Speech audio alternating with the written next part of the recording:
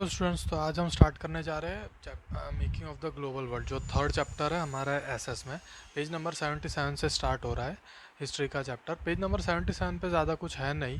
पहली चीज़ तो मैं आपको ये समझाता हूँ कि ग्लोबल वर्ल्ड मतलब ग्लोबल वर्ल्ड क्या होता है। तो ग्लोबलाइजेशन के बारे में मैंने तुम्हें बताया था कि कैसे हम सोचते कि हम अब हमारा पूरा वर्ल्ड एक है, क्योंकि हमें पता चलता है कि दूसरे कंट्रीज़ में क्या हो रहा है थ्रू न्यूज़ चैनल्स, या तो फिर दूसरे कंट्री के प्रोडक्ट्स को हम इजीली यूज़ करते हैं इंपोर्ट एक्सपोर्ट के वजह से।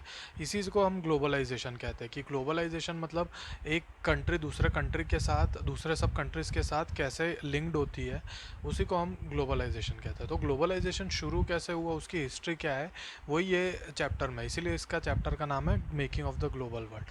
पेज नंबर 78 पे आ जाओ direct. Silk routes link the world. The Silk routes are a good example of vibrant pre-modern trade and cultural links between distant parts of India. The name Silk routes point to the importance of westbound Chinese silk cargoes along this route. Historians have identified several silk routes over land and sea, knitting together vast regions of Asia and linking Asia with Europe and Northern Asia. They are known to have existed since before the Christian era, and thrived almost till the 15th century. But Chinese pottery also traveled the same route, as did textile and spices from India and Southeast Asia. In return, precious metals, gold and silver flowed from Europe to Asia.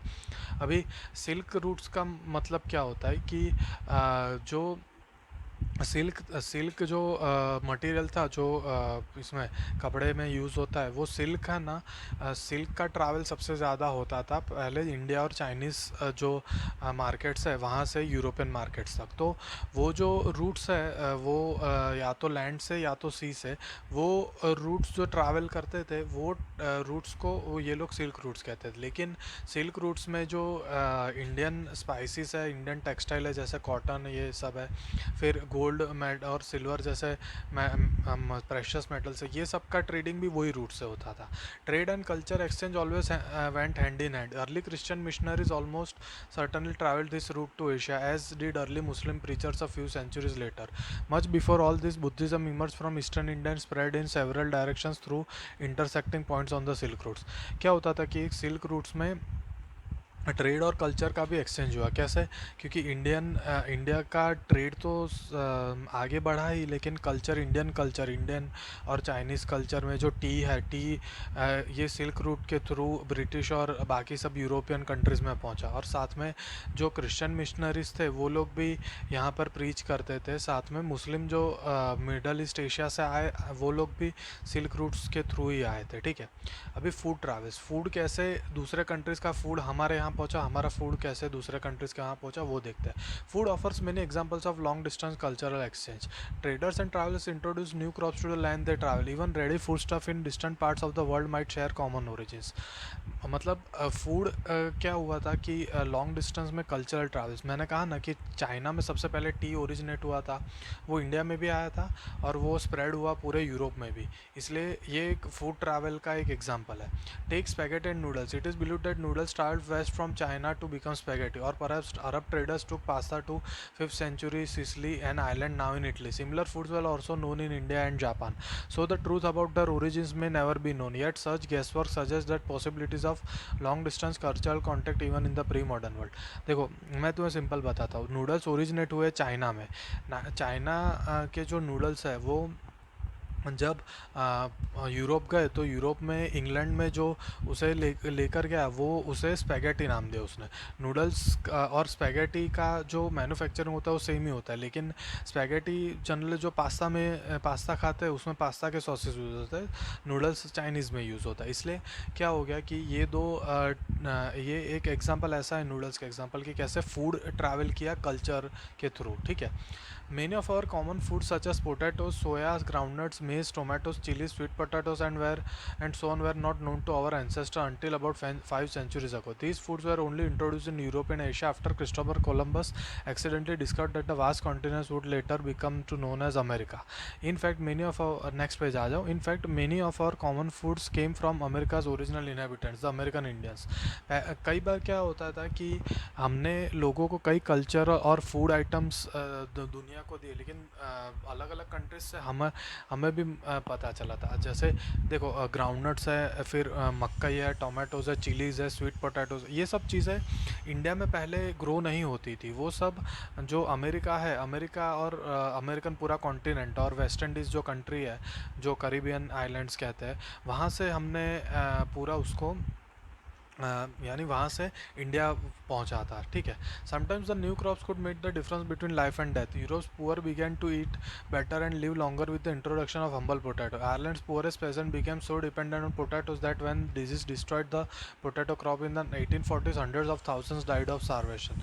यानी क्या हो गया कि नया food कहीं वहाँ पर पहुँचा। अभी पोटैटो ग्रो करना भी सस्ता है, उसे हार्वेस्ट करना भी सस्ता है, उसकी आइटम्स बनाना भी सस्ता है। तो पोटैटो क्या हो गया कि बहुत कॉमन आइटम हो गई, ठीक है वहाँ पर।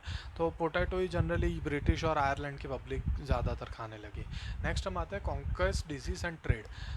जो कॉन्क्वेस्ट मतलब जो हम कॉन्कर करते हैं, एक राजा दूसरे राजा को हरा के उसका लैंड ग्रैब करना, उसको कॉन्क्वेस्ट कहते हैं।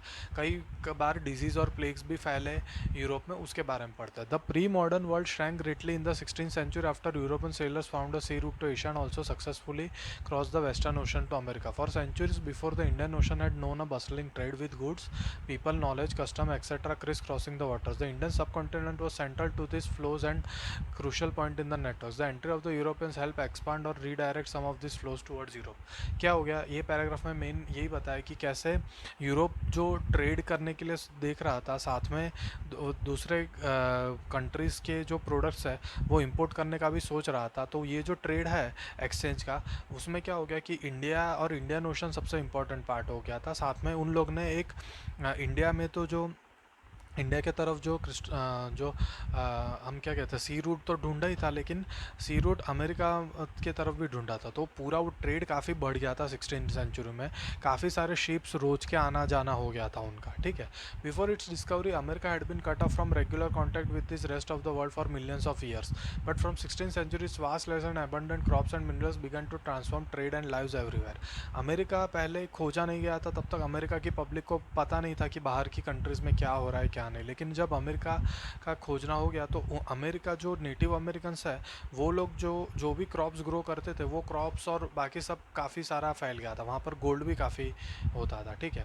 Precious metals particularly silver from mines located in present day Peru and Mexico also enhanced Europe's financial and financed its trade with Asia. Legends spread in 17th century Europe about South America's fabled wealth. Many expeditions are set off in the search of El Dorado, the fabled city of gold. क्या हुआ था कि America USA के south में जो countries है, Mexico है, Peru है, ये सब कंट्रीज़ में मेटल्स और गोल्ड और सिल्वर भी काफ़ी वहाँ पर पाया जाता है, जिसका ट्रेड करने के लिए यूरोपियंस ने वहाँ से काफ़ी सारा लूट के वो लोग अपने कंट्री में ले गए, जिसकी वजह से यूरोपियन कंट्रीज़ काफ़ी प्रॉस्पर होने लगी, ठीक है।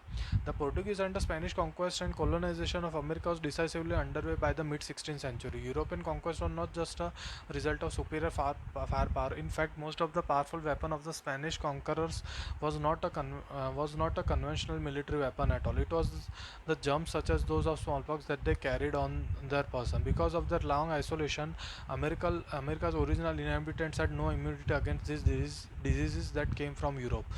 Smallpox in particular proved a deadly killer. Once introduced, it spread deep into the continent ahead even of any Europeans reaching there. It killed and decimated whole communities, paving way for the conquest. जो पोर्टुगल और Spain के जो दो countries है जिन्होंने conquest यानी एक conquer करना शुरू किया था अमेरिका और बाकी के अमेरिका के आसपास के कंट्रीज़ को, उसमें सिर्फ ऐसा नहीं था कि उनके पास सुपीरियर फायर पावर था, यानी वेपन्स और मिलिट्री काफ़ी अच्छी थी। लेकिन क्या हुआ कि जो स्मॉल पॉक्स जैसी डिजीज़ है वो भी वहाँ पर गए थ्रू यूरोपियंस, और जो पोर्टुगीज़ और स्पेनिश पब्लिक को जो स्मॉल पॉक्स और वो चीज़ होती थी उसके तरफ उनकी तो थोड़ी बहुत इम्यूनिटी थी भी। लेकिन क्या हो गया कि जो अमेरिका में सबसे पहले स्मॉल पॉक्स आया तो उन लोगों को बिल्कुल इम्यूनिटी नहीं थी, क्योंकि उन्होंने कभी ये डिजीज़ देखा ही नहीं था, तो उनकी बॉडी रेडी नहीं थी। तो स्मॉल पॉक्स जिसको होने लगा वो लोग फटाफट मरने लगे, और उसमें कई सारी कम्युनिटीज़ साफ़ हो गई थी इसके वजह से। नेक्स्ट पेज पे आओ। Guns could not be bought और captured and turn against the invaders, but not disease such as smallpox to which the conquerors were mostly immune. Until the 19th century, poverty and hunger were common in Europe. Cities were crowded and deadly diseases were widespread. Religious conflicts were common and religious dissenters were persecuted. Through thousands therefore fled Europe for America. Here by the 18th century, plantations worked by slaves captured in Africa were growing cotton and sugar for European markets. फिर क्या हुआ कि Europe में खुद में ही disease काफ़ी बढ़ गया था। रिलीजियस इंटॉलरेंस के वजह से रिलीजियस ग्रुप्स के बीच फाइट्स बढ़ गई और जो रिलीजन को नहीं मानता था उन सबको मार दिया जाता था। तो ये सब जो यूरोप में प्रॉब्लम्स हो रहे थे उसके वजह से क्या हुआ कि यूरोपियंस भागने लगे अमेरिका में, और अमेरिका में जाके वो लोग बस गए। और वहाँ पर क्या हुआ कि अमेरिका से वो लोग स्लेव्स बाय करते थे फ्रॉम अफ्रीका। अफ्रीका के जो काले लोग थे उनको एज अ स्लेव्स वो लोग रखते थे और वहाँ पर वो लोग फार्म्स में प्लांटेशन करते थे। वहाँ पर जनरली शुगर और कॉटन का ग्रोथ होता था। Until well into the 18th century, China and India were among the world's richest countries. They were also pre eminent in Asian trade. However from the 15th century, China is said to have restricted overseas contacts and retreated into isolation. China's reduced role and the rising importance of America has gradually moved the center of world trade westwards. Europe now emerge as the centre of world trade. क्या हो गया कि China और India trade के लिए सबसे बड़ा centre था, लेकिन चाइना ने क्या किया कि चाइना ने खुद को आइसोलेट कर दिया, क्योंकि चाइना को लग रहा था कि हमारा माल बाहर जा रहा है, ये गलत हो रहा है। तो अमेरिका इंपॉर्टेंट ट्रेड सेंटर हो गया यूरोपियंस के लिए, और यूरोप स्लोली क्या हुआ कि स्लोली प्रॉस्पर होने लगा। और एक टाइम ऐसा 15-16 सेंचुरी में यूरोप सबसे बड़ा सेंटर हो गया था वर्ल्ड ट्रेड के लिए। ठीक है, हम सेकंड पार्ट पे आते हैं जो पेज नंबर 81 पे है, द 19th सेंचुरी में। इसमें जो पहले 3 पैराग्राफ है ना वो छोड़ दो, वो उसका कुछ काम नहीं है। 2.1 पे आ जाओ, पेज नंबर 81 पे। अब वर्ल्ड इकोनॉमी टेक्स शेप है, वो जो पैराग्राफ है ना वहाँ से। A good place to start is the changing pattern of the food production and consumption in industrial Europe. Traditionally countries like to be self sufficient in food, but in 19th century Britain self sufficiency in food meant lower living standards and social conflict. Why was this so? अगर किसी को independent होना है तो उसका food उसको खुद को ग्रो करना होगा। फूड में इंडिपेंडेंसी सबसे बड़ी चीज़ होती है। तो ये ब्रिटेन में ये चीज़ पॉसिबल नहीं थी, क्योंकि ब्रिटेन में क्रॉप्स काफ़ी कम ग्रो होते थे। तो क्यों ऐसा हो रहा था हम देखते हैं। Population growth from the late 18th century had increased the demand for food grains in Britain. As urban centres expanded and industry grew, the demand for agriculture products went up, pushing up food grains prices. Under pressure from landed groups, the government also restricted the import of corn. The laws allowing the government to do this were commonly known as the corn laws. Unhappy with the high food prices, industrialists and urban dwellers forced the abolition of corn laws. क्या हुआ था कि Britain में मैंने तुम्हें कहा कि Europe एक सेंटर हो गया था, लेकिन जो फूड ग्रेन्स थे वहाँ पर इंडस्ट्रीज़ बढ़ी, स्टैंडर्ड ऑफ लिविंग बढ़ा, तो पॉपुलेशन भी बढ़ा। और पॉपुलेशन बढ़ने की वजह से क्या हुआ कि लोगों को फूड का डिमांड बढ़ा, जिसके वजह से फूड का स्कार्सिटी वहाँ पर होने लग गया। और फूड के स्कार्सिटी की वजह से उन्होंने क्या किया कि कॉर्न को इंपोर्ट करना बंद कर दिया, और उसके वजह से कॉर्न को इंपोर्ट करना बंद किया तो वहाँ पर जो फूड ग्रो हो रहा था उसकी प्राइसेस बढ़ गई। इस वजह से क्या हुआ कि जो अर्बन लोग थे और इंडस्ट्रियलिस्ट थे उनको प्रॉब्लम्स हो गई। ठीक है, after the corn laws were scrapped, food could be imported into Britain more cheaply than it could be produce within the country. British agriculture was unable to compete with imports. Vast areas of land were now left uncultivated and thousands of men and women were thrown out of work. They flowed to the cities or migrated overseas. क्या हुआ कि corn laws ख़त्म कर दिए तो फिर उन लोग ने इंपोर्ट करना शुरू कर दिया। अब इंपोर्ट में ऐसा हुआ कि इंपोर्ट सस्ता हो गया था कंट्री में जो फूड ग्रो करना है उसके वजह से, जिसके वजह से क्या हुआ कि वहाँ पर जो फार्मर्स और जो फार्म वर्कर्स थे वो लोग वहाँ पर वो लोग बेरोज़गार हो गए, वो लोग अनएम्प्लॉयड हो गए, जिसकी वजह से वो अर्बन सिटीज़ में माइग्रेट होने लगे या तो फिर ब्रिटेन छोड़ के दूसरे कंट्री में जाने लगे। ठीक है, एज नेक्स्ट पेज पे आ जाओ, पेज नंबर 82 पे। As food prices fell, consumption in Britain rose from the mid 19th century. Faster industrial growth in Britain also led to higher incomes and therefore more food imports. Around the world in Eastern Europe, Russia, America and Australia, lands were cleared and fruit production expanded to meet the British demand. British उस वक्त दूसरे countries पे राज कर रही थी, इसलिए क्या हुआ कि जैसे इंडस्ट्रियल ग्रोथ बढ़ते गया, फूड प्राइसेस कम होते गए, तो फ्रूट की डिमांड भी बढ़ने लगी। तो इंपोर्ट इतना सारा हो गया कि ईस्टर्न यूरोप, रशिया, अमेरिका और ऑस्ट्रेलिया जैसे कंट्रीज़ में जो फार्मिंग होता था वो पूरा फार्मिंग ब्रिटेन के लिए ज़्यादा होता था उनके खुद के कंट्री के पीपल के लिए उसके कंपैरिजन में। ठीक है।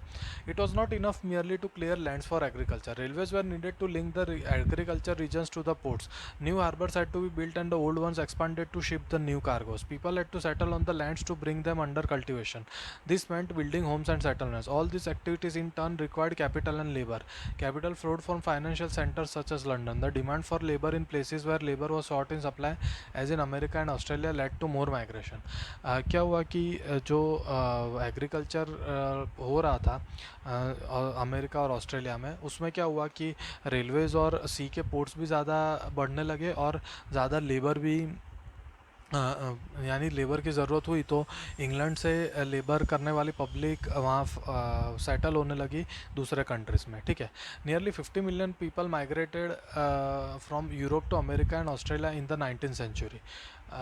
क्या हुआ कि 50 nearly 50 people migrated from Europe to America, मतलब 50 मिलियन से ज़्यादा लोग वहाँ से शिफ्ट होने लगे दूसरे कंट्रीज़ में, ठीक है। नेक्स्ट जो पार्ट है वो मैं आपको नेक्स्ट लेक्चर में समझा दूंगा, ठीक है। हाँ, तो स्टूडेंट्स हम कंटिन्यू करते हैं पेज नंबर 83 से। Thus by 1990 a global agriculture economy had taken shape accompanied by complex changes in labor movement patterns, capital flows, ecologies and technology. Food no longer came from a nearby village or town but from thousands of miles away. It was not grown by a peasant tilling in his own land but an agriculture worker, perhaps recently arrived, who was now working on a large farm that only a generation ago had most likely been a forest. It was transported by railway built for the very purpose, and ships which were increasingly manned in these decades by low paid workers from southern Europe, Asia, Africa and Caribbean. मतलब क्या हो गया कि ये जो पूरा मैंने तुम्हें समझा कि कैसे अलग अलग जगह से लोग माइग्रेट होने लगे दूसरे, जहाँ पर उन्हें अगर उनके फूड प्राइसेस अच्छे मिल रहे थे, तो ये सब, तो जैसे यूरोप से लोग माइग्रेट होने लगे, तो उन्होंने जो अफ्रीका, एशिया और कैरिबियन से जो वहाँ पर जो फूड बन रहा था वो पूरा ब्रिटेन में आ रहा था, ठीक है। वो रेलवे थ्रू आ रहा था, शिप से आ रहा था, ये सब यही चीज़ बात हो रही है। Some of this dramatic change though on a smaller scale occurred closer home in west Punjab. Here the British Indian government build a network of irrigation canals to transform semi-desert waste into fertile agricultural lands that could grow wheat and cotton for the export. The canal colonies, as the areas irrigated by the new canals were settled by peasants from other parts of Punjab. Punjab में भी ये चीज़ देखने मिली, क्यों? क्योंकि Britishers ने वहाँ पर canals को कंस्ट्रक्ट किया, क्यों? क्यों तो वहाँ पर जो डेजर्ट और सेमी डेजर्ट एरिया है उसको कन्वर्ट किया जाए एग्रीकल्चर लैंड में, ठीक है। तो वो पूरा जो पूरा जो पंजाब का पार्ट था उसको कैनल कॉलोनीज नाम दिया गया। Of course food is merely an example. A similar story can be told for cotton, the cultivation of which expanded world wide to feed British textile mills. On rubber indeed so rapidly did regional specialization in the production of commodities develop that between 1820 and 1914 world trade estimated to have multiplied 25 to 40 times. Nearly 60% of this trade primary products, that is agriculture products such as wheat and cotton and minerals such as coal. तो यानी एक food का example है, बाकी सब चीज़ों का भी ट्रेड होने लगा, और ऐसे सब रबर का एग्जांपल दिया है। Nearly 60% of this trade comprise of primary products, यानी ये जो ट्रेड हो रहा था वो प्राइमरी प्रोडक्ट्स का ही हो रहा था, ठीक है। 2.2 पे आते हैं role of technology. What was the role of technology in all this? The railway, steam ships, the telegraph for example were important inventions without which we cannot imagine the transform 19th century world. यानी जो railways थी, फिर telegraph मतलब telephone जैसा ही था वो पहले, और स्टीम शिप्स मतलब स्टीमर वाली जो शिप्स थी वो सब, इनका जो इन्वेंशन हुआ था वो काफ़ी इंपॉर्टेंट था। But technological advances were often the result of the larger social, political and economic factors. For example colonization stimulated new investments and improvements in transport. Faster railways, lighter wagons and large ships helped move food more cheaply and quickly from far away farms to final markets. यानी जैसे ज़रूरत बढ़ती गई वैसे क्या हुआ कि ships भी फास्ट शिप्स होने लगी। जो ट्रेन थी वो ट्रेन यानी लाइटर वैगन, मतलब ट्रेन के जो डिब्बे होते हैं वो लाइट होंगे तो ट्रेन फास्ट चलेगी, ऐसे ऐसे अलग अलग इन्वेंशंस उसमें भी होने लगे, ठीक है। नेक्स्ट पेज पे आ जाओ, पेज नंबर 84 पे। The trade in meat offers a good example of this connected process. Till 1970s animals were shipped live from America to Europe and then slaughtered when they arrived there. But live animals took up a lot of ship space. Also, many also died in voyage, fell ill, lost weight, or become unfit to eat. Meat was hence an expensive luxury beyond the reach of European poor. High prices in turn kept demand and production down until the development of new technology, namely refrigerated ships, which enabled the transport of perishable foods over long distances. मतलब क्या हुआ कि जो meet खाने वाली non vegetarian public है, उनके लिए ट्रांसपोर्ट कैसा होता था, एनिमल्स को ट्रांसपोर्ट करते थे और जहाँ पे वो पहुँचते थे वहाँ पर उनको फिर मार के उनका मीट यूज़ होता था। लेकिन उसका प्रॉब्लम्स क्या होने लगी, कई जो एनिमल्स है वो शिप में जब ट्रांसपोर्ट होते तब मर जाते थे, कई बीमार पड़ जाते थे, तो खाने के लिए प्रॉपर नहीं होते थे। तो ये सब चीज़ों को चेंज करने के लिए उन्होंने क्या किया कि रेफ्रिजरेटेड शिप्स, यानी शिप्स में ऐसे फ्रिज होते थे कि जो मीट को प्रिजर्व करे। पहले ही मीट यानी जो बुचर करके जो भी एनिमल्स है उनका मीट वो रेफ्रिजरेटेड शिप्स में रख के फिर उनको ट्रांसपोर्ट करते थे। 2.3 पार्ट में आ जाओ, late 19th century colonization. Trade flourished and markets expanded in the late 19th century, but this was not only a period of expanding trade and increased prosperity. It is important to realize that there was a darker side to this process. In many parts of the world, the expansion of trade and closer relationship with the world economy also meant a loss of freedoms and livelihood. Late 19th century European conquest produced many painful economic, social and ecological changes through which the colonized society was brought into the world economy.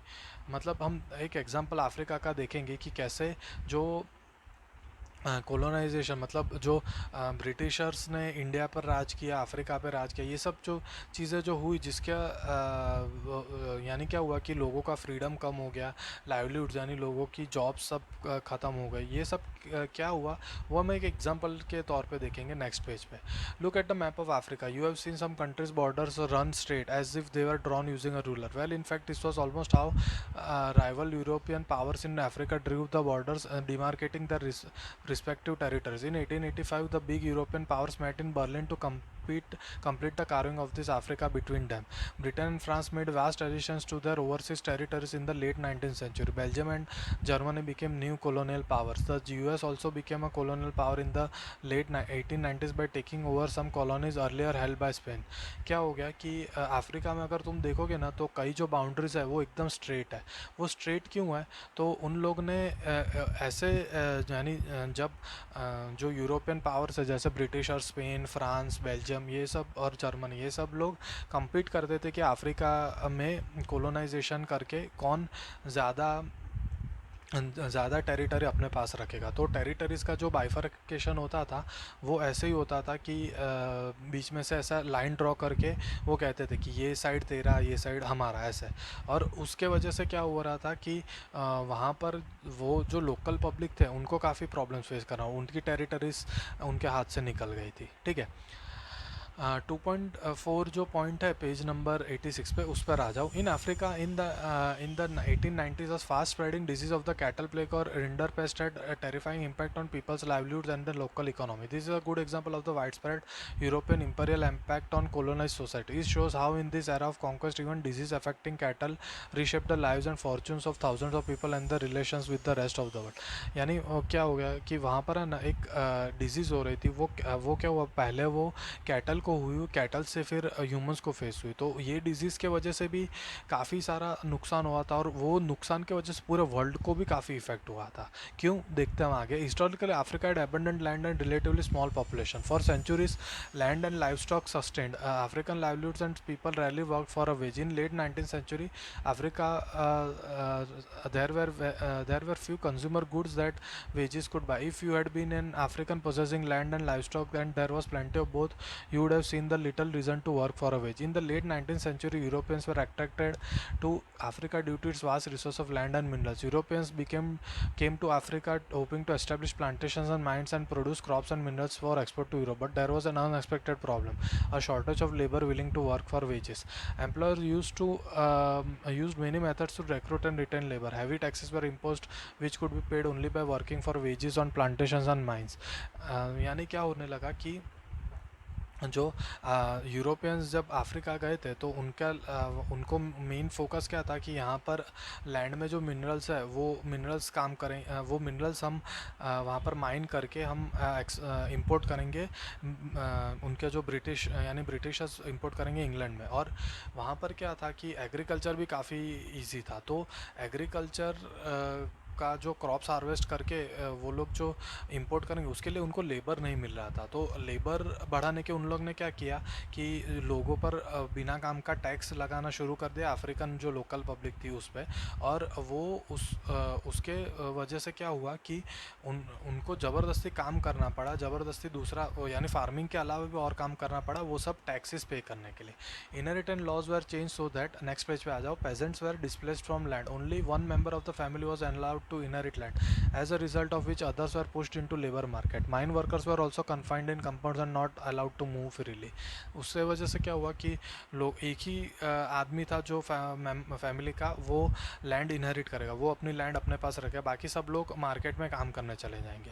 Then came rinderpest, a devastating cattle disease. Rinderpest arrived in Africa in the late 1880s. It was carried by infected cattle imported from British Asia to feed the Italian soldiers invading Antria in East Africa. Entering Africa in the east, rinderpest moved like forest fire, reaching Africa's Atlantic coast in 1892. It reached the Cape, Africa's southernmost tip, 5 years later. Along the way, rinderpest killed 90% of the cattle. जो rinderpest नाम की disease है, cattle disease, उस वो बढ़ने लगी, जिसकी वजह से क्या हुआ कि 90% कैटल वहाँ पर मर गए। स्लोली स्लोली वो पूरे अफ्रीका में फैल गया, उसके वेस्ट कोस्ट पे भी फैला और उसके सदर्न मोस्ट टिप पर भी फैल गया। ठीक है। The loss of cattle destroyed African livelihoods. Planters, mine owners, and colonial governments now successfully monopolize what scarce cattle resources remain to strengthen their power and to force Africans into labor market. Control over the scarce resources of cattle enabled European colonizers to conquer and subdue Africa. यानी क्या हुआ कि Africa कैसे पूरा इनके हाथ में आ गया। जैसे कैटल कम होने लगा वैसे उन लोगों को उनके वेजेस अर्न करने के लिए उन्हें काम तो करना पड़ेगा, तो वो ब्रिटिशर्स के पास वो लोग काम करने लगे। जितना कैटल बचा था वो ब्रिटिशर्स ने अपने अंडर ले लिया, और सब पूरा यानी 90% कैटल के नुकसान की वजह से जैसे लोग ज़्यादातर ब्रिटिशर्स के अंदर काम करने लग गए, तो उसके वजह से ब्रिटिशर्स का जो इन्फ्लुएंस था, जो पावर था, वो अफ्रीका पे बढ़ता गया। और एक टाइम ऐसा आया कि लेट 19th सेंचुरी पूरा अफ्रीका कंट्रोल के अंडर था यूरोपियंस के। ठीक है। 2.4 पॉइंट पे आता है, indentured labour migration of India. कैसे इंडियन लेबर को इंडियन पब्लिक को लेबर वर्कर्स की तरह वो लोग भेजते थे, यानी वहाँ पर ब्रिटिशर्स इंग्लैंड में काम करने के लिए। The example of indentured labour migration of India also illustrates the two sided nature of the 19th century world. It was a world of faster economic growth as well as great misery, higher incomes from some and poverty for others, technological advantages in some area and new forms of coercion in other. क्या हुआ कि India में technology बढ़ने लगी, कई लोग अमीर भी होते गए लेकिन कई लोग गरीब भी होते गए। क्यों? क्योंकि उन्हें ज़्यादा टैक्स भरना पड़ा, तो ज़्यादा काम करना पड़ा, ज़्यादा काम करने के वजह फिर भी वो लोग उनका टैक्स कम नहीं कर पा रहे थे। ठीक है। In the 19th century, hundreds and thousands of Indian and Chinese laborers went to work on plantations, in mines, and in road and railway construction projects around the world. In India, indentured laborers were hired under contracts which promised a return travel to India after they had worked 5 years on their employer's plantation. यानी क्या हुआ कि Indian और Chinese workers को जो railway tracks बिठा रहे थे या तो फिर माइंस में जो मिनरल्स एक्सट्रैक्ट कर रहे थे, वहाँ पर इंडियन लेबरर्स को ज़बरदस्ती ब्रिटिशर्स काम करने भेजते थे और उन्हें कॉन्ट्रैक्ट में रखते थे कि अगर 5 साल अगर तुमने काम कर लिया तो फिर हम तुम्हें वापस इंडिया भेज देंगे। कई कई बार जो यूरोपियन प्लांटेशंस होते थे जहाँ पर कॉटन, रबर या तो फिर ऐसे सब प्लांट्स होते थे, शुगर जैसे, वहाँ पर भी काम करने को भेजते रहते। Most Indian indenture workers come from the present day regions of eastern Uttar Pradesh, Bihar, central India and dry districts of Tamil Nadu. Uttar Pradesh, Bihar, ये सब जगह से लेबर वर्क उन्हें मिल रहा था। In the mid 18th century, this region experience many changes. Cottage industries declined, land rents rose, lands were cleared from mines and plantation. All this affected the lives of poor. They failed to pay their rents, became deeply indebted and forced to migrate in search of work. क्या हुआ कि वो जब Britishers हमारे India पे राज कर रहे थे तो उनके जो डिस्ट्रिक्ट्स थे वो साफ़ कर दिए गए वहाँ पर प्लांटेशंस या तो फिर फार्म बिठाने के लिए। तो उसके वजह से लोगों को अपने अपना जो लैंड है वो अपना लैंड गंवाने लगे। और वो लैंड गंवाने के वजह से क्या हुआ कि वो लोग इंडेप्टेड हो गए, वो लोग पुअर हो गए और उनका डेप्ट बढ़ गया। और ये सब होते ही वो लोग और ज़्यादा पुअर हो रहे थे। ठीक है, नेक्स्ट पेज पे आ जाओ। The main destination of Indian indenture migrants were the Caribbean islands, mainly Trinidad Guyana and sir. Caribbean islands मतलब हम वेस्ट इंडीज़ जो कंट्री कहते हैं ना, वो Mauritius and Fiji. Closer home Tamil migrants went to Ceylon and Malaya. Indentured workers were also recruited for tree plantation से आसाम। ऐसे लोग माइग्रेट करने लगे। क्यों? क्योंकि वो डेप्ट हो गया था, डेप्ट क्लियर करना है, वेजेस अर्न करना है, इस ये सब के वजह से। ठीक है। Recruitment was done by agents engaged by employers and paid a small commission. Many migrants agreed to take up work hoping to escape poverty or oppression in their home villages.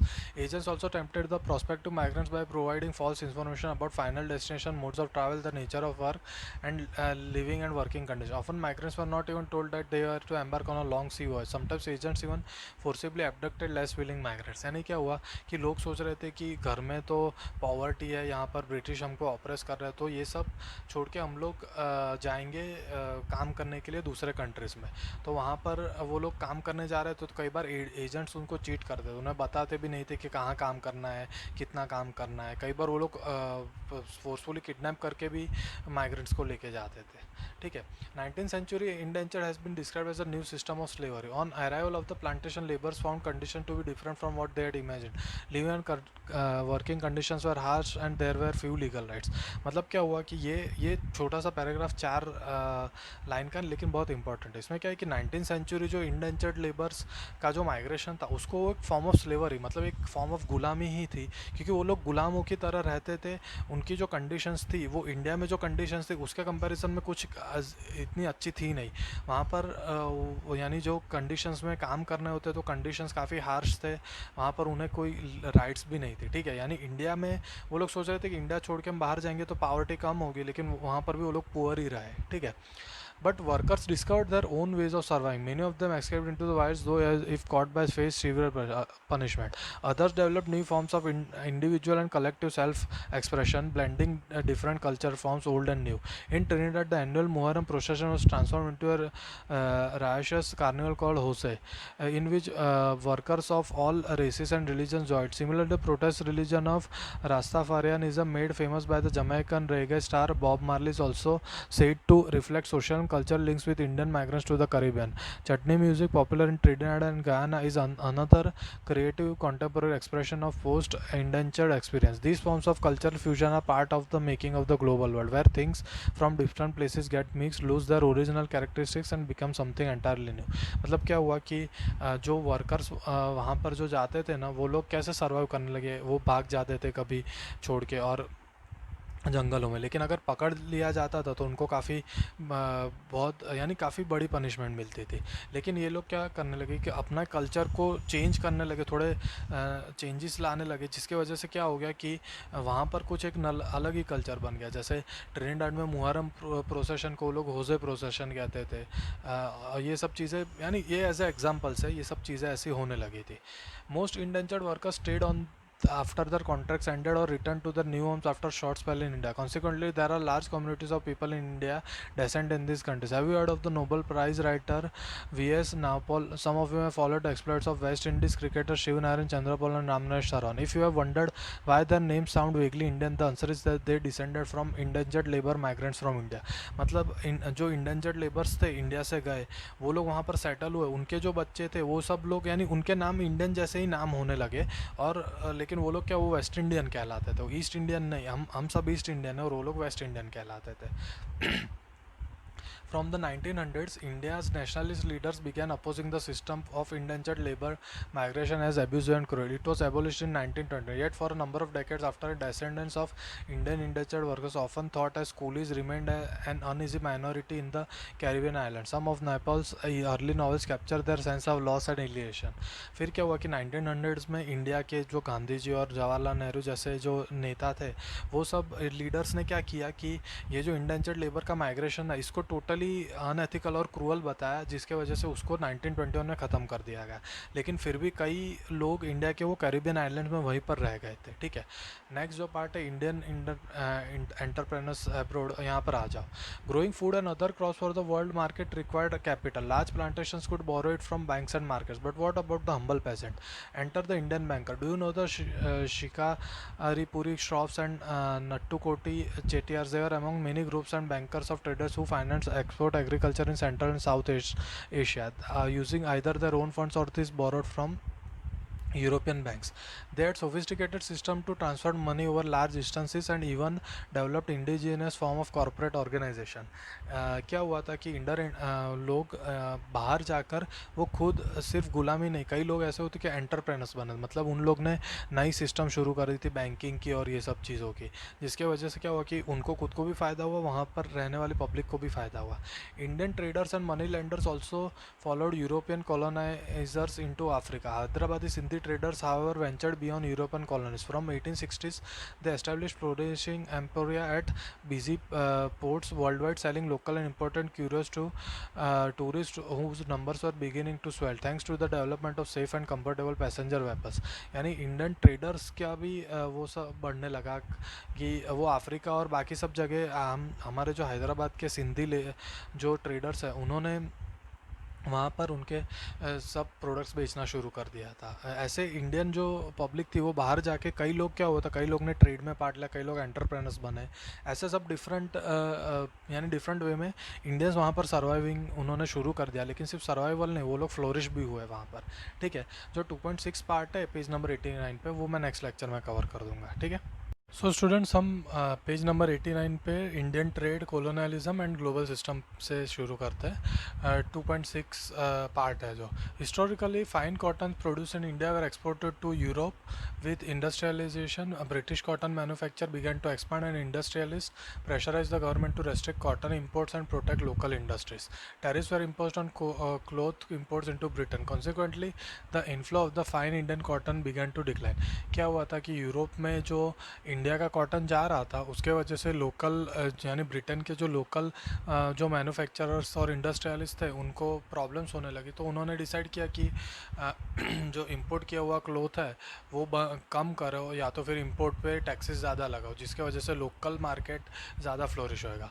From the early 19th century British manufacturers also began to seek overseas market for their cloth. Excluded from the British, next page पे आ जाओ, excluded by the British market by tariff barriers, Indian textiles now face stiff competition in other international markets.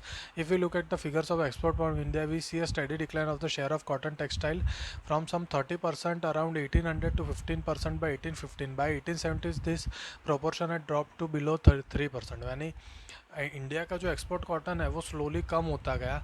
30% था 1800 में, 15% था 1815 में और 3% हो गया 1870s में।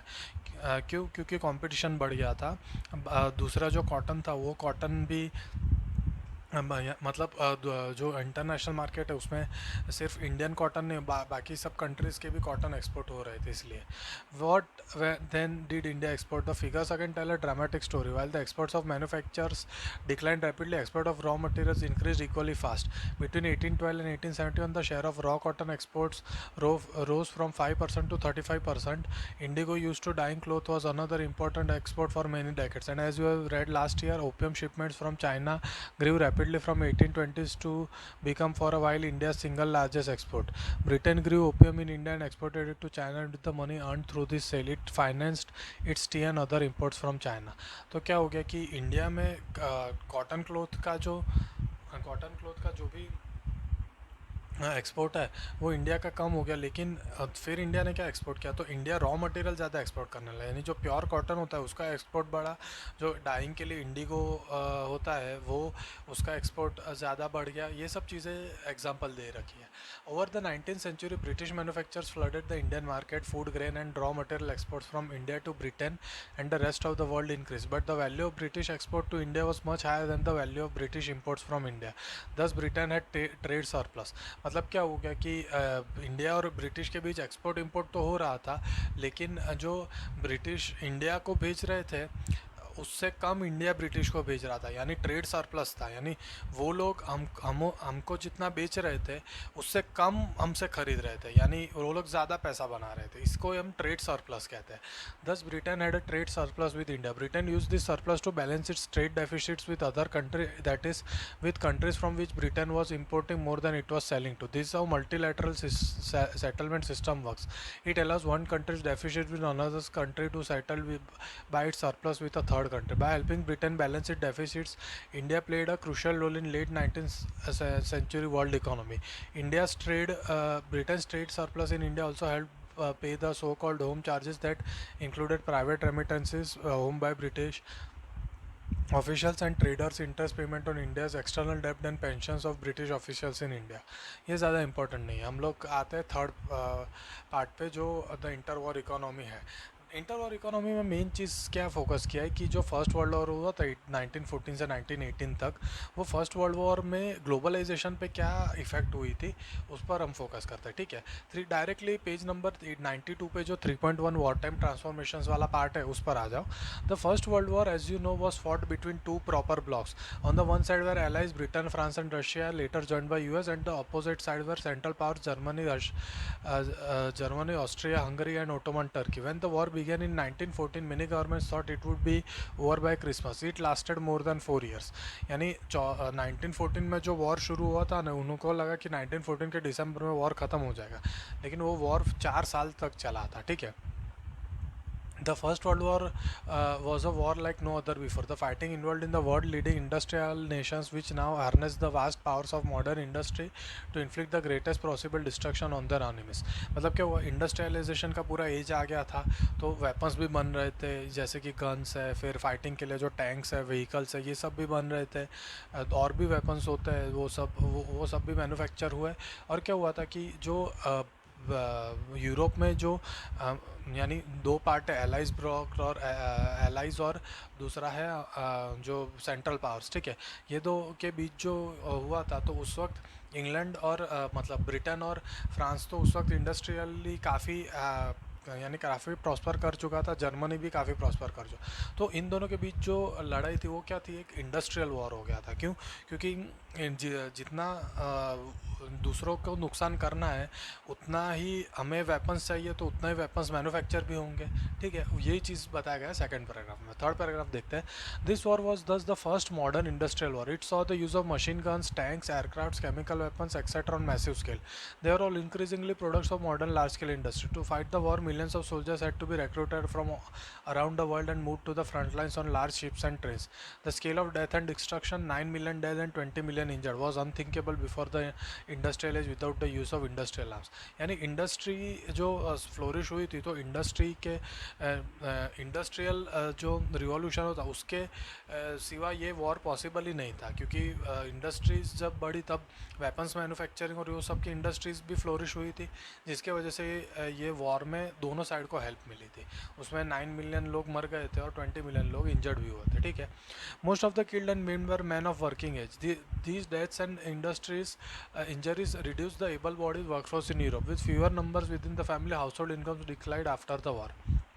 क्या हुआ था, यंग पब्लिक है वही वॉर करेंगे, वही मरेंगे, तो घर घर में जो यंग काम करने वाले लोग होते हैं वो कम होने लगे, जिससे हाउस होल्ड इंडस्ट्रीज़ कम होने लगी।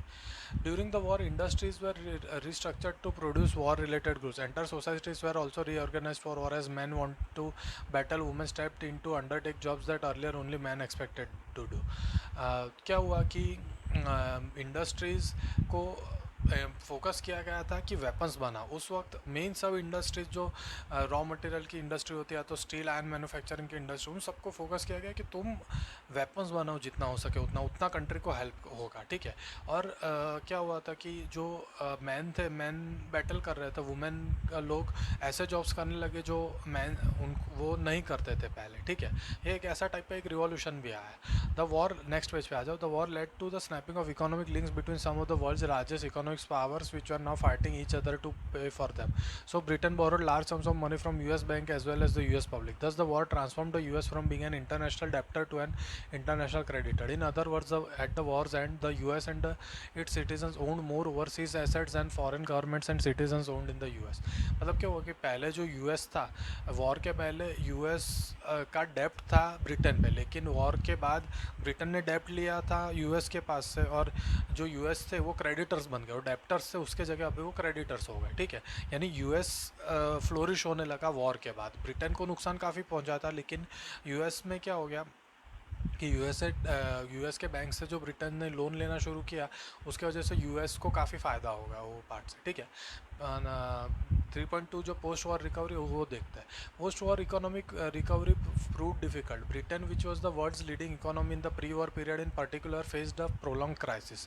When Britain was preoccupied with war, industries had developed in India and Japan. After the war Britain had found it difficult to recapture its earlier position of dominance in Indian market and to compete it with Japan internationally. Moreover, to finance war expenditures, Britain had borrowed liberally from the US. This meant at the end of the war, Britain was burdened with huge external debts. Britain को क्या हुआ था कि India में जो India पर वो लोग राज कर रहे थे, तो वो जो पार्ट्स थे वो उनके हाथ से फिसलते गए, इंडियन लोग उस पर अपना हक जमाने लगे, जापान इंटरनेशनली ट्रेड में काफ़ी आगे आ गया, जिसके वजह से क्या हो गया कि ब्रिटेन का जो होल्ड था इंटरनेशनल मार्केट पे वो कम हो गया, और ब्रिटेन को क्या हो गया कि ब्रिटेन इंग्लैंड को बहुत डेब्ट बढ़ गया उनका, ठीक है। The war had led to an economic boom that is to a large increase in demand, production and employment. When the war boom ended, production and contracted and unemployment increase. At the same time government reduce bloated war expenditures to bring them into line with peace time revenues. These developments led to huge job losses in 1921. One in every 5 British worker was out of work. Indeed, anxiety and uncertainty about work became an enduring part of the post-war scenario. Post-war के बाद क्या हुआ कि war के वक्त लोगों को काम ज़्यादा करना पड़ता था फैक्ट्री में रॉ मटेरियल वेपन्स बनाने के लिए, तो सबके पास जॉब्स थी। लेकिन वॉर ख़त्म होने के बाद वो क्या हुआ कि वो सब जॉब्स छूटती चली गई, और उसके वजह से क्या हुआ कि हर 5 में से एक ब्रिटेन का वर्कर अनएम्प्लॉयड था। अनएम्प्लॉयमेंट काफ़ी बढ़ गया था। ये एक यानी बहुत सारे नेगेटिव थिंग्स हुए, उसमें से एक नेगेटिव थिंग ये भी है जो फर्स्ट वर्ल्ड वॉर हुआ था उसका, ठीक है। Many agriculture economies were also in crisis. Consider the case of wheat producer. Before the war eastern Europe was major supplier of the wheat in the world market. When this supply was disrupted during the war, wheat production in Canada, America and Australia expanded dramatically. But once the war was over, production in Eastern Europe revived and created a glut in wheat output. Grain prices fell, rural incomes declined and farmers fell deeper into debt. क्या हो गया पहले जब या मतलब war के पहले क्या हुआ था कि वीट है ना, ईस्टर्न यूरोप वीट प्रोड्यूसर और वीट एक्सपोर्टर बहुत बड़ा था। तो ईस्टर्न यूरोप में जब वॉर शुरू हुई, फर्स्ट वर्ल्ड वॉर शुरू हुआ, तो इसका फ़ायदा हुआ ऑस्ट्रेलिया, कनाडा और अमेरिका को, मतलब यूएस को। तो यूएस, ऑस्ट्रेलिया, अमेरिका के ने वीट प्रोड्यूस करना शुरू करके उसको इंटरनेशनल मार्केट में एक्सपोर्ट करना शुरू कर दिया। लेकिन इससे प्रॉब्लम क्या हो गया कि जब वॉर ख़त्म हुई तो ईस्टर्न यूरोप वालों ने फिर से अपना प्रोडक्शन शुरू किया वीट का, लेकिन उनको कंपटीशन वो लोग कंपटीशन में आ गए ऑस्ट्रेलिया, यूएस और कनाडा से। तो इसके वजह से क्या हुआ, ईस्टर्न यूरोप के जो फार्मर्स थे उनको काफ़ी कम भाव में अपना वीट बेचना पड़ा, जिसके वजह से क्या हो गया कि उनको वो लोग काफ़ी डेप्ट में जाते गए। क्यों? क्योंकि उन्हें जो उनका जो इंटरनेशनल मार्केट में उनके जो प्राइसेस थे वो काफ़ी कम थे। क्यों? उन्हें कंपटीशन करना था, इसलिए, ठीक है। 3.3 पार्ट देखते हैं। The rise of mass production and consumption. In US, recovery was quicker. We have already seen how the war helped boost the US economy. After a short period of economic trouble in the years after the war, the US economy resumed its strong growth in early 1920s. 1920s के बाद US की economy और strong होती गई, ठीक है।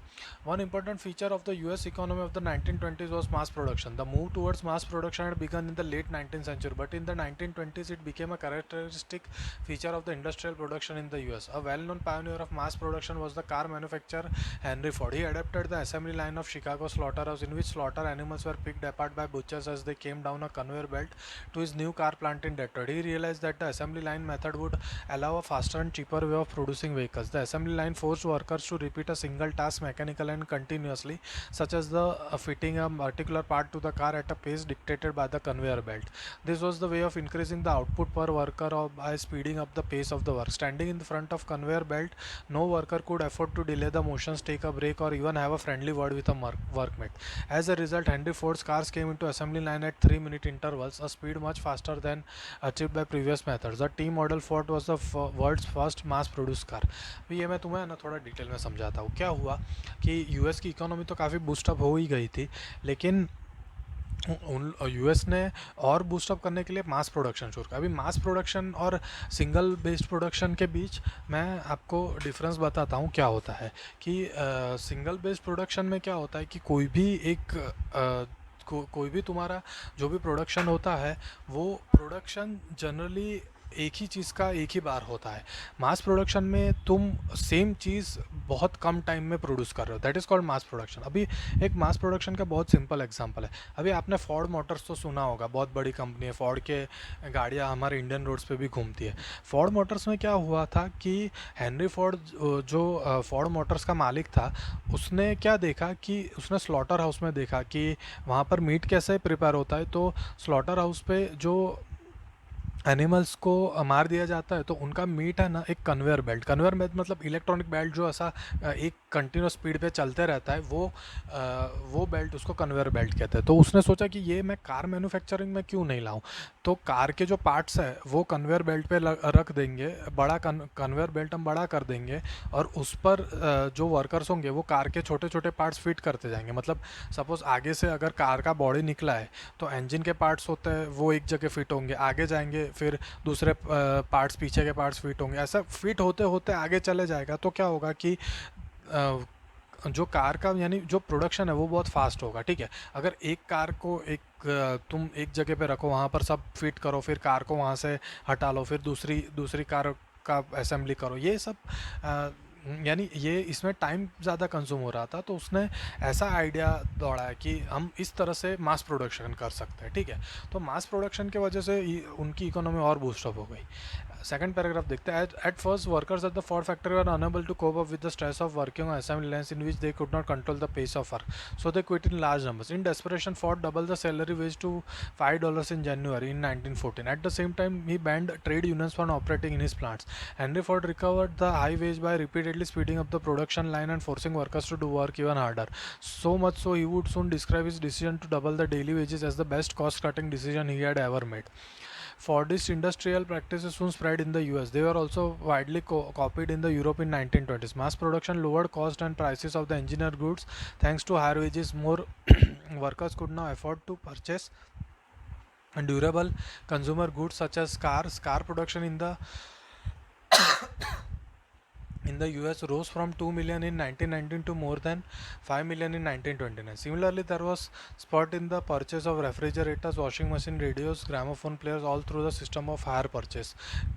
That is credit paid in weekly or monthly installments. The demand for refrigerators, washing machines was also fueled by boom in house construction and home ownership, finance fund again at the loans.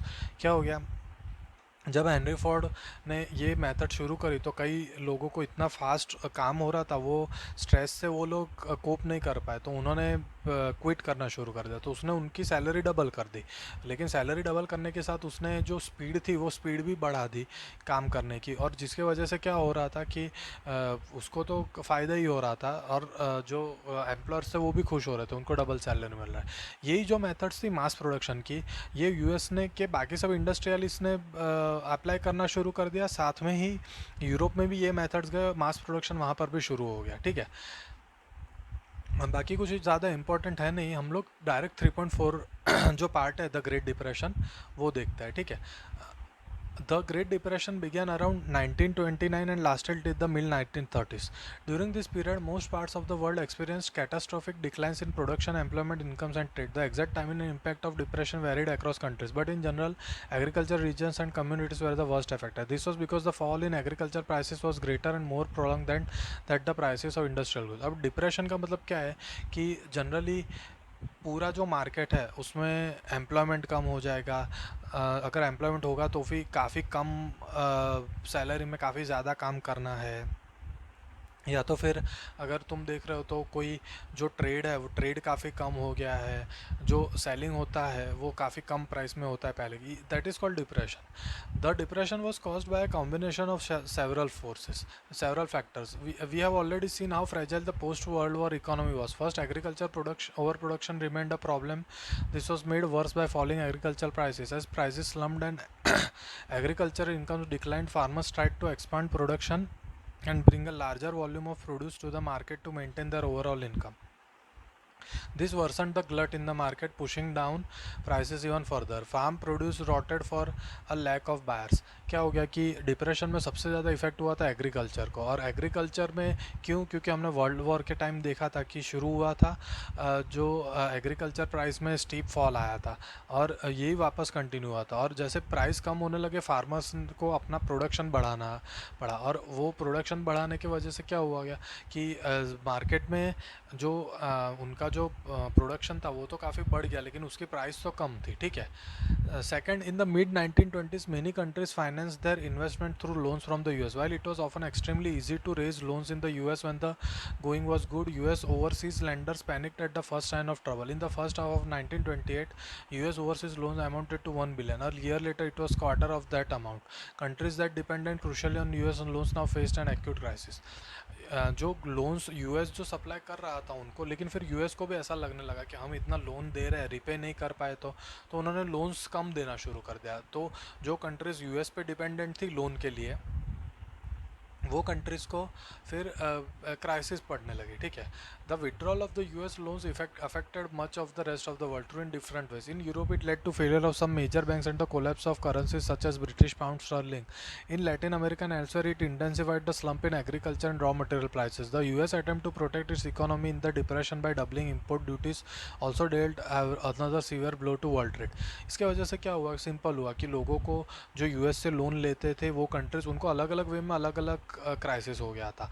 Europe में सबसे major क्या हुआ कि जो banks थी, banks का collapse होना शुरू हो गया, और बैंक्स का कोलैप्स होना शुरू हुआ उसके वजह से ब्रिटिश पाउंड की जो वैल्यू है, ब्रिटिश करेंसी की वैल्यू कम होनी शुरू हो गई, ठीक है. लैटिन अमेरिका में क्या हुआ था कि एग्रीकल्चर और रॉ मटेरियल के प्राइसेस कम हो गए थे. क्यों? क्योंकि लैटिन अमेरिका मतलब जो यूएसए के नीचे की कंट्रीज़ है वो, ठीक है. इन सब में क्या हुआ था कि एग्रीकल्चर और रॉ मटेरियल के प्राइसेस कम होने शुरू हो गए थे. नेक्स्ट पैराग्राफ देखते हैं. The US was also the industrial country most severely affected by the depression. With the fall in prices and prospect of the depression, US bank had also slash domestic lending and call back loans. Farms could not sell their harvest, household were ruined and business collapse. क्या हो रहा था कि उनको है ना सब जगह से प्राइसेस कम हो रहे थे, उन्हें लोन देना भी कम कर दिया था. तो क्या हुआ था कि उन्होंने जो डोमेस्टिक लोन्स थे, यानी कार लोन्स है, हाउस लोन्स है, ये सब उन्होंने बंद कर दिए और नहीं देने लगे, जिसकी वजह से क्या हुआ कि फार्मर्स लोन नहीं लेंगे तो अच्छा हार्वेस्ट नहीं मिलेगा. घर में जो यानी जो लोग लोन पे कर लेते थे, लोन पे गाड़ियाँ वाड़े लेते, उन सबको भी इफेक्ट हो गया था, ठीक है. Faced with falling incomes, many households in the US could not repay what they had borrowed and were forced to give up their homes, cars, and other consumer durables. The consumerist prosperity of the 1920s now disappeared in a puff of dust.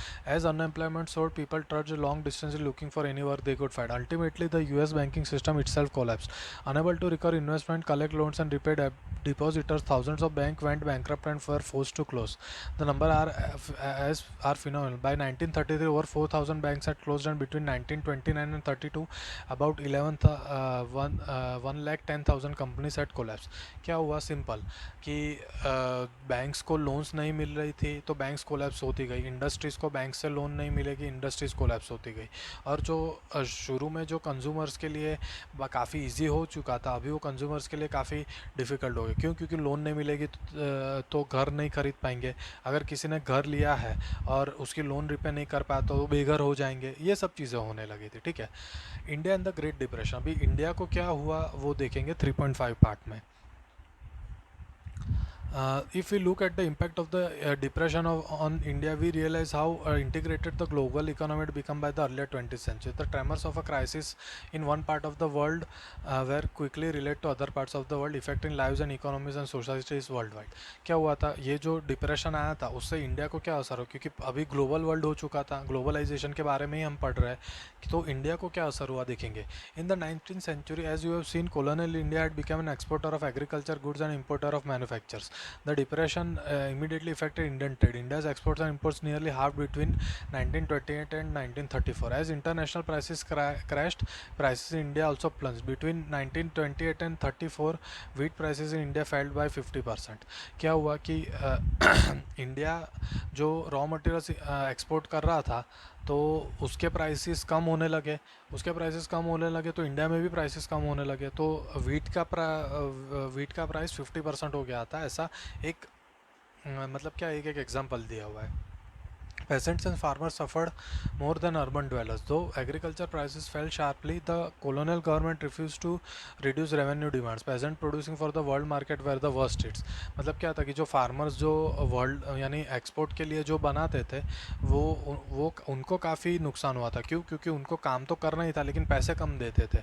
Suppose 1 quintal गेहूँ का वो लोग उस वक्त 1000 रुपये देते थे, तो सीधा 500 रुपये हो गया था. यानी वर्क फोर्स तो इतना ही, लेकिन सैलरी कम हो गया. या मतलब तुम्हें जो ट्रेड में यानी मिल रहा है वो आधा हो गया था. इसलिए उनको सबसे पेजेंट्स और फार्मर्स सबसे ज़्यादा सफ़र हुए थे इसमें.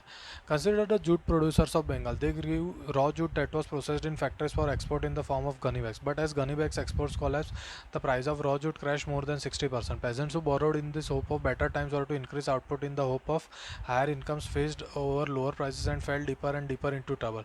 Thus, Bengal jute lemon grow more jute brothers with the hope of greater cash. Costs and depths of jute will make your hopes get dashed. When you have spent all your money and got the crop off the ground, traders sitting at home will pay only 5 amount. मतलब जो jute producers है उनको क्या हुआ कि वो लोग factories में जूट बनाते थे, वो गनी वैक्स बनाते थे. जूट मतलब हम गुजराती में जो सुतली कहते हैं वो, ठीक है, वो उसका प्राइसेस भी कम होने लगे, 60% तक कम हो गए. तो उन्होंने क्या किया कि फिर उनको भी वो अगर मतलब उनके प्राइसेस कम हो गए तो वो भी इफ़ेक्ट हुए थे उनको. ठीक है, ज़्यादा कुछ इंपॉर्टेंट है नहीं. नेक्स्ट देखते हैं हम. Across India peasants indebtedness increase. They used up their savings, mortgaged lands and sold water, jewelry and precious metals there to meet their expenses. In this depression years, India became an exporter of precious metal, notably gold. क्या हुआ कि pageants को जो डेब्ट बढ़ने लगा उनका उसके वजह से उन्होंने क्या किया कि लैंड को या तो बेचना, यानी खुद की लैंड है उसको या तो बेचना या तो फिर भाड़े पे देना, ऐसा शुरू कर दिया. उनके जो ज्वेलरी थी वो सब बेचनी शुरू कर दी. ठीक है, इंडिया उस वक्त गोल्ड को एक्सपोर्ट करना शुरू कर दिया था. ये सब बाकी का कुछ ज़्यादा इम्पोर्टेंट है नहीं. हम लोग आते हैं फोर्थ पार्ट पे. Fourth part is on page number 98. तो फोर्थ पार्ट में क्या है कि rebuilding of world economy, the post war era. मतलब वॉर ख़त्म हुआ, फर्स्ट वर्ल्ड वॉर ख़त्म हुआ, उसके बाद पूरी वर्ल्ड की इकोनॉमी के को कैसे संभाला अलग अलग कंट्रीज़ ने, वो हम देखते हैं. The second world war broke out merely 2 decades after the end of first world. It was fought between Axis powers and the Allies. It was a war forged for 6 years on many fronts in many places over land, sea and in the air. क्या हुआ कि first world war हुआ, फिर second world war हुआ था जो 1940s में हुआ था, जिसकी वजह से क्या हुआ कि फिर से कुछ असर तो इकोनॉमी पे होना ही था. ठीक है, once again death and destruction was enormous. At least 60 million people और about 3% of the world's 1939 population are believed to have been killed directly और indirectly as a result of the war. Millions were more were injured. Unlike in earlier wars, most of these deaths took place outside battlefields. Many more civilians than soldiers died from war-related causes. Vast parts of Europe and Asia were devastated, and several cities were destroyed by aerial bombardment or relentless artillery attacks. The war caused an immense amount of economic devastation and social disruption. Reconstruction promised to be long and difficult. War के वजह से ये war में क्या हुआ था कि काफ़ी सिविलियंस भी काफ़ी मरे थे, क्योंकि एयरफोर्स वाले बॉम्ब डाल देते थे या तो फिर ऐसा कुछ होता था जिसकी वजह से नॉर्मल सिविलियंस की डेथ भी काफ़ी हुई थी. इसके वजह से क्या हुआ कि जो इकोनॉमिक डिवास्टेशन था वो काफ़ी बड़ा हो गया था. Two crucial influences shaped post war reconstruction. The first was US emergence as the dominant economic, political and military power in the western world. The second was the dominance of the Soviet Union. It had made huge sacrifices to defeat Nazi Germany and transform itself from a backward agriculture country into a world power during the years when the capitalist world was trapped in the Great Depression. मतलब क्या हुआ कि war के बाद है ना दो super powers हुए थे. एक यूएस जो पहले ही काफ़ी इकोनॉमिकली हाई हो गया था, लेकिन सेकेंड वर्ल्ड वॉर के बाद वो बहुत ही बड़ा इकोनॉमिक, पॉलिटिकल और मिलिट्री पावर भी हो गया. और साथ में क्या हुआ था कि जो सोवियत यूनियन, मतलब हम रशिया कहते हैं, रशिया रशिया ने जर्मनी को हराने का सबसे बड़ा काम किया था, जिसके वजह से वो खुद भी यानी पहले एक बैकवर्ड एग्रीकल्चरल नेशन था, अब वो काफ़ी बड़ा नेशन हो गया था, एक सुपर पावर टाइप हो गया था. 4.1 दिखते हैं. Post war settlement and the Bretton Woods institutions. Economists and politicians drew two key lessons from interwar economic experiences. First, an industrial society based on mass production cannot be sustained without mass consumption. But to ensure mass consumption, there was a need for high and stable incomes. Incomes could not be stable if employment was unstable. Thus, stable incomes also required steady full employment. मतलब क्या हुआ कि economist ने समझा mass production तो कर रहे हैं लेकिन मास कंजम्पशन नहीं हो रहा. तो अगर तुम सपोज बहुत सारे किलो गेहूँ मैन्युफैक्चर करो लेकिन खाने के लिए पब्लिक नहीं होंगी, तो फिर वो गेहूँ को मैन्युफैक्चर करने का काम क्या क्या है. इसलिए वो लोग कहते थे कि मास प्रोडक्शन के लिए मास कंजम्पशन ज़रूर है. लेकिन मास कंजम्पशन लोग तभी करेंगे जब लोगों की इनकम हाई होगी, और इनकम हाई इसलिए तब होगी जो एम्प्लॉयमेंट ज़्यादा होगी, अच्छी एम्प्लॉयमेंट होगी, फुल टाइम एम्प्लॉयमेंट होगी तो ही. तो उन्होंने सोचा कि एम्प्लॉयमेंट और मास प्रोडक्शन काफ़ी रिलेटेड है, ठीक है. But markets alone could not guarantee full employment. Therefore, governments would have to step in to minimize fluctuations of price, output, and employment. Economic stability could be ensured only through the intervention of the government. यानी सिर्फ market ही employment नहीं दे सकता, government को कुछ decide करना होगा कि जिसके वजह से जो प्राइसेस है वो काफ़ी कम, बहुत कम या बहुत ज़्यादा ना हो जाए और इकोनॉमिक स्टेबिलिटी रहे, ठीक है, कोई भी कंट्री में. मैं इसका एक सिंपल एग्जांपल देता हूँ आपको. आपने कभी देखा होगा कि कोई आप कुछ भी ला रहे हो, सपोज आप एक मैगी का पैकेट ले रहे हो, उसके पीछे आपको लिखा हुआ है MRP 20 रुपीज़. MRP 20 मतलब मैक्सिमम रिटेल प्राइस रुपीज़. इससे ज़्यादा से तुम बेच नहीं सकते हो, ठीक है. नहीं तो सपोज अभी मैगी कल उठ के ऐसा हो गया कि मैगी बनाने वाले सभी कंपनीज बंद हो गई, एक ही कंपनी है, तो वो तो अपना मोनोपोली डिसाइड करेगी कि 20 रुपये की मैगी हम तो 400 रुपये में बेचेंगे. अभी जिसको मैगी खानी होगी वो 20 रुपये की 400 रुपये हो गई तो 400 रुपये में भी बाय करेगा. इसलिए गवर्नमेंट है ना MRP लगाती है, मैक्सिमम रिटेल प्राइस. इससे ज़्यादा तुम बेच नहीं सकते. ये समझ में आया कैसे गवर्नमेंट गवर्नमेंट डिसाइड करती है कि प्राइसेस ज़्यादा हाई भी ना हो, प्राइसेस ज़्यादा लो भी ना हो. बहुत लो हो गए तो कंपनी को नुकसान, बहुत हाई हुआ है तो कंज्यूमर को नुकसान. इसलिए the second lesson related to countries economic links with the outside world. The goal of full employment could only be achieved if governments had power to control flow of goods capital and labour. Thus, in brief, the main aim of the post-war international economic system was to preserve economic stability and full employment in the industrial world. Its framework was agreed upon at the United Nations Monetary and Financial Conference held in January 1944 at Bretton Woods in New Hampshire. Bretton Woods के जो conference हुआ था उनका main ये था कि international economic system में एक स्टेबिलिटी रखना है. इकोनॉमी एकदम गिर भी नहीं पड़नी चाहिए और किसी को नुकसान भी नहीं होना चाहिए, उसका फोकस ज़्यादा रहेगा. नेक्स्ट पैराग्राफ देखते हैं. The Bretton Woods conference established the military monetary fund, international monetary fund IMF, to deal with internal surplus and deficits of his member nations. The internal national bank for reconstruction and development, popularly known as World Bank, was set up to finance post-war reconstruction. The IMF and the World Bank are referred as the Bretton Woods institutions, by sometimes the Bretton Woods twins. The post-war international economic system is also often described as the Bretton Woods system. मतलब IMF और world bank खड़ी हुई थी. क्यों? क्योंकि international economy की stability रहे, उसको स्टेबिलिटी टूटे ना, उसको ये करने के लिए, वॉर के बाद अगर कोई कंट्री अंडर डेवलप्ड है तो उसको डेवलप करने के लिए, ठीक है. The IMF and the world bank commenced financial operations in 1947. Decision making in this institution is controlled by the western industrial powers. The US has an effective right of veto over की IMF and world bank decisions. मतलब IMF और world bank के decisions को है ना जो US है वो निगलेक्ट कर सकता है, उसको डिनाई भी कर सकता है, ठीक है। The international monetary system is system linking national currencies and monetary system. The Bretton wood system was based on fixed exchange rates. In this system, national currencies, for example, Indian rupee was pegged to the dollar at a fixed exchange rate. The dollar itself was anchored to a gold at a fixed price of 35 ounce per gold. मतलब जो exchange rate है अभी $1 का price 72 rupees है। मतलब अगर कोई foreign से डॉलर्स लेके आता है तो एक्सचेंज करेगा, अगर उसके पास $10 होंगे तो उसको 720 रुपीज़ मिल सकता है। समझ में आया? इस तरह से एक वर्ल्ड के बीच एक इकोनॉमिक स्टेबिलिटी के लिए जो करेंसी है, वो करेंसी का स्टेबिलिटी करेंसी का जो एक्सचेंज रेट है वो डिसाइड किया था वर्ल्ड बैंक ने। नेक्स्ट पार्ट हम देखते हैं 4.2 the early post war years. The Bretton wood system inaugurated an area of unprecedented growth of trade and incomes for the western industrial nations and Japan. World trade grew annually at over 8% between 1950 and 1970 and incomes at nearly 5%.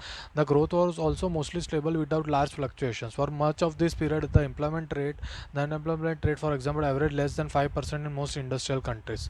Next page पे आ जाओ। These decades also saw the worldwide spread of technology and enterprise. Developing countries were in hurry to catch up with the advanced industrial countries. Therefore, they invested vast amount of capital in importing industrial plant and equipment featuring modern technology. मतलब post war के जो early years है 1950 से 1970 के बीच क्या हुआ, जो ये IMF और वर्ल्ड बैंक के वजह से इकोनॉमी पूरे वर्ल्ड की ग्रो होते गई, जिसके वजह से अनएम्प्लॉयमेंट रेट जो था वो 5% से भी कम हो गया इंडस्ट्रियल कंट्रीज़ में। मतलब जो डेवलप कंट्रीज़ थी वो डेवलपिंग कंट्रीज़ को भी लगा कि हम डेवलप कंट्रीज़ को हम क्यों पीछे रह रहे हैं, हम डेवलप कंट्रीज़ के पीछे जाएंगे। तो जिसके वजह से क्या हुआ कि उन्होंने ज़्यादा फोकस करना शुरू कर दिया टेक्नोलॉजी पे। टेक्नोलॉजी नहीं हो तो इंपोर्ट करेंगे, ज़्यादा मॉडर्न टेक्नोलॉजी लाएंगे, हमारे प्रोडक्शन को हेल्प करेगा, ठीक है।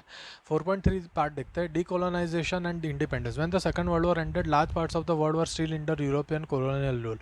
Over the next 2 decades, most colonies in Asia and Africa emerged as free independent nations. They were, however, overburdened with poverty and lack of resources, and their economies and societies were handicapped by long periods of colonial rule. मतलब क्या हुआ कि जो Britishers जैसे India पे राज कर रहे थे, वैसे दूसरे कई देशों पे दूसरे कई देश भी राज कर रहे थे, जिसके वजह से क्या हुआ कि वर्ल्ड वॉर के बाद ये सब जो राज करना हुआ ख़त्म हुआ, तो वो जो सब कंट्रीज़ थी वो कंट्रीज़ को काफ़ी पॉवर्टी और अनएम्प्लॉयमेंट वहाँ पर काफ़ी बढ़ गया था, ठीक है। द सेकंड पैराग्राफ देखो। The IMF and the world bank were decide to meet the financial needs of the industrial countries. They were not equipped to cope up with the challenge of poverty and lack of development in the former colonies, but as Europe and Japan rapidly rebuilt their economies, they grew less dependent on the IMF and the World Bank.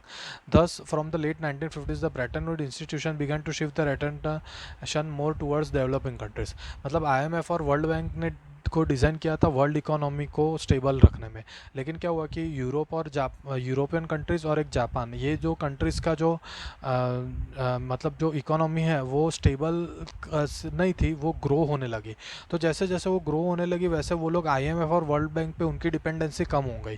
तो IMF और world bank ने decide किया कि अब Europe और Japan को हमारी ज़रूरत नहीं है, अब ऐसे जो डेवलपिंग कंट्रीज़ है उनको ऊपर हम ज़्यादा फोकस करते हैं, उनको डेवलप करते हैं। As colonies many of the less developed regions of the world had been part of Western empires. Now, ironically, as newly independent countries facing urgent pressures to lift their populations out of poverty, they came under the guidance of international agencies dominated by the former colonial powers. Even after many years of decolonization, the former colonial powers still controlled vital resources such as minerals and land in many of their former colonies, ठीक है। लेकिन क्या हुआ कि अभी भी totally कोई आज़ाद नहीं हुए थे, अभी भी कई जो यूरोपियन कंट्रीज थे वो दूसरे कंट्रीज पर अभी भी राज कर रहे थे, ठीक है। Large corporations of other powerful countries, for example the US also often manage to secure rights to exploit developing countries natural resources very cheaply. At the same time most developing countries did not benefit from the fast growth the western companies experienced in the 1950s and 1960s. Therefore, they organized themselves as the group of 77 or G77 to demand a new international economic order, NIEO. By the NIEO, they meant a system would give them real control over the natural resources, more development assistance, fairer prices for raw materials and better access for their manufactured goods in developed countries market. मतलब क्या हुआ कि ये अभी भी जो resources थे developing countries पे, उन पर कई लोगों का हक था, कई देशों का हक था, जिसके वजह से क्या हुआ कि उनको ऐसा चाहिए था कि नहीं, हमारे हमारे लिए हमारे रिसोर्सेज हम ही यूज़ करेंगे, बाकी लोग यूज़ नहीं करेंगे। तो वो लोग इंडिपेंडेंट होना चाहते थे दूसरों के राज से। तो इसीलिए उन्होंने ग्रुप ऑफ 77 और NIEO फॉर्म किया था। ठीक है, नेक्स्ट हम पार्ट देखते हैं 4.4, end of Bretton Woods and the beginning of globalisation. Bretton Woods का कैसे खत्म हो गया था वो देखते हैं। Despite years of stable and rapid growth, not all was well in the post war world. From the 1960s, the rising cost of overseas involvements weaken the US finances and competitive strength. The US dollar now no longer commanded confidence as the world's principal currency. It could not maintain its value in relation to gold. This eventually led to collapse of the system of fixed exchange rates and the introduction of system of floating exchange rate. मतलब क्या हुआ कि US में जो वो बाकी के बाहर के, मतलब बाहर जो उन्हें बेचना था या तो फिर बाहर की कंट्री से कुछ खरीदना था, उसके प्राइसेस बढ़ते गए। तो क्या हुआ कि यूएस के डॉलर का जो वैल्यू था वो स्लोली कम होते गया। इसके वजह से क्या हुआ, जो फिक्स्ड एक्सचेंज रेट्स ख़त्म होकर फ्लोटिंग एक्सचेंज रेट्स आ गया कि मतलब अभी सपोज डॉलर आज इतना भाव है तो कल उसका भाव चेंज हो सकता है। पहले सेम रेट था डॉलर का और रूबी का, जो एक्सचेंज रेट था वो सेम रेट था, वो फिक्स नहीं रहा, वो फ्लोटिंग हो गया। ठीक है, from the mid 1970s the international financial system also change in important ways. Earlier developing countries could turn to international institutions for loans and development assistance, but now they were forced to borrow from Western commercial banks and private lending institutions. This led to periodic debt crisis in the developing world and lower incomes and increased poverty, especially in Africa and Latin America. क्या हुआ कि Africa और Latin America में poverty क्यों बढ़ी, क्योंकि वो लोग अभी भी जो डेवलप्ड कंट्रीज थे उन पे डिपेंडेंट थे, IMF और वर्ल्ड बैंक पे डिपेंडेंट थे। तो वो डिपेंडेंट्स के वजह से वो लोग लोन्स लेने लगे, वो लोन्स भर नहीं पाए, और और वो जो लोन्स रिपे करने थे उसमें उनकी कंट्रीज और पॉवर्टी में चली गई। ठीक है, the industrial world was also hit by unemployment that began rising from mid 1970s and remained until the early 1990s. From the late 1970s, MNCs also began to shift production operations to lower wage Asian countries. क्या हुआ, industrial world को क्या हो गया कि unemployment भी बढ़ने लगा 1970s में। क्यों? क्योंकि सिंपल बात है कि जो वहाँ पर जो भी एम्प्लॉयड लोग हैं वो एम्प्लॉयमेंट, जैसे जैसे इंडस्ट्रियलाइजेशन बढ़ता गया वैसे क्या हुआ कि नई टेक्नोलॉजी बढ़ती गई। अभी टेक्नोलॉजी काम कर रही है, आदमी का काम कम हो गया, तो वो लोग जितना हो सके उतना एम्प्लॉयड लोगों को कम कर रहे थे। अभी 5 लोग अगर एक कार बना रहे थे तो वो कन्वेयर बेल्ट वाला आ गया तो वो 2 लोग ही एक कार बनाएंगे, तो बाकी 3 को उन्होंने रिलीज़ कर दिया। ऐसे अनएम्प्लॉयमेंट भी बढ़ता गया। ठीक है, wages were relatively low in countries like China. Thus, they became attractive destination for investment for foreign MNC coming to capture world market. Have you noticed that most of the TVs, mobile phones, and toys we see in the shops seem to be made in China? This is because the low cost structure of Chinese economy. Mostly important is its low wages. अभी ये important है, ये सोचो कि ये last 2 paragraph में क्या बताया गया है कि MNCs कंपनी अपना आउटसोर्सिंग करने की। आउटसोर्सिंग क्या है मैं तुम्हें समझाता हूँ। यूएस की एक मल्टीनेशनल कंपनी है, जो एमएनसी लिखा हुआ है ना, एमएनसी का मतलब होता है मल्टीनेशनल कंपनी। वो मल्टीनेशनल कंपनी अगर यहाँ पर 10 लोग रख रहे हैं उनका काम करने के लिए, और 10 लोगों को 100 रुपये देना पड़ता है, तो उनको 1000 रुपये देना पड़ेगा एक महीने का। लेकिन सपोज़ वो इंडिया और चाइना जैसे कंट्रीज़ है, वहाँ पर वो लोग अगर वो 10 लोग जो काम कर रहे हैं वो 1000 रुपये में कर रहे हैं, अगर वहाँ का एक आदमी अगर वो 50 रुपये में काम करेगा तो 10 लोग 500 रुपये में काम करेंगे, तो 1000 रुपये का काम 500 रुपये में हो रहा है। तो एमएनसी का क्या करने लगी कि अपना काम दूसरे कंट्रीज़ को देने लगी। अगर अपना काम दूसरों को से करवाना, इसको ही हम आउटसोर्सिंग कहते हैं, ये आउटसोर्सिंग होने लगा। ठीक है, the relocation of industry to, last paragraph है, the relocation of industry to low wage in countries stimulated world trade and capital flows. In the last 2 decades the world's economic geography has been transformed as countries such as India, China and Brazil have undergone rapid economic transformation. मतलब क्या हुआ कि outsourcing की वजह से India को भी फ़ायदा होने लगा। हम लोग जो हमारा अनएम्प्लॉयमेंट है वो कम होता गया। क्यों? क्योंकि हमें एम्प्लॉयमेंट मिलने लगा, बाहर की कंपनीज आने लगी, हमसे काम करवाने लगी। ठीक है, तो इसकी वजह से हमारी इकोनॉमी में भी एक इंक्रीज, एक रैपिड फ्लरिश हो गया। ठीक है, तो इसी तरह से एक पूरा एक वर्ल्ड, एक ग्लोबल मार्केट पूरा बन गया था। समझ में आया? ये चैप्टर थोड़ा बड़ा है लेकिन इसमें से जो मेन चीज़ आपको याद रखनी है वो यही है कि कैसे पहले ग्लोबलाइजेशन शुरू हुआ, फिर जो दो वर्ल्ड वॉर हुए उसमें क्या इफ़ेक्ट हुआ, उस उनके बाद वर्ल्ड वॉर ख़त्म होने के बाद कैसे ब्रेटन वुड्स के आईएमएफ और जो वर्ल्ड बैंक आए उन्होंने कैसे वर्ल्ड की इकोनॉमीज को हेल्प किया, और कैसे फिर आउटसोर्सिंग शुरू हुआ। ठीक है, ये चैप्टर में बताया गया है। तो आप ऐसा हो तो आप लेक्चर फिर से पढ़ लेना। ठीक है।